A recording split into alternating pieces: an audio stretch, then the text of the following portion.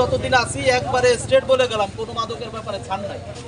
মাদক, সন্ত্রাস, এই যে ডিজিটাল যে বিষয়গুলো, ওই প্রতারণা করে না, মোবাইলে ফোন টোন দিয়ে যে আপনার বিকাশের পিন নাম্বারটা দিন, এই বলে প্রতারণা করে না, এই বিষয়গুলো একবারে খুবই কেয়ারফুলি আপনারা হ্যান্ডেল করবেন। কোনো পিন নাম্বার দেবেন না কাউকে। এইভাবে কিন্তু আপনাদের টাকাগুলো নিয়ে যাচ্ছে, ঠিক আছে? আর এলাকায় কোনো মাদক ব্যবসায়ী টোটালি থাকতে পারবে না। আর ওই যে সন্ত্রাস যেগুলো হয়, চোর ডাকাত, তারপরে ছিনতাইকারী, এই ধরনের লোক এলাকায় কোনো থাকতে পারবে না টোটালি। এই খাসকোটা ইউনিয়নের ভিতরে প্রত্যেকটা জায়গায় জায়গায় আমাদের ওই যে রামদিয়া কালকে ব্যাপক বড় আকারে একটা প্রোগ্রাম আছে এই বিষয় নিয়ে। ওটা আয়োজন হয়ে গেছে 3টার দিকে। প্রতিটা এলাকায় এই বিষয়গুলো আমরা বিস্তারিতভাবে আলোচনা করতেছি।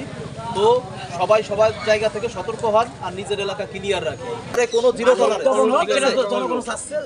নারী শিশু যেটা আমি আসতেছি, নারী শিশু যেটা সেটা হলো নিজেদের ঘরের ভিতরে যদি কোনো মা বোনের নির্যাতন হয় কিংবা আশেপাশে, সেটা আমরা জানাবেন, সাথে সাথে আইনানুগ ব্যবস্থা নেব।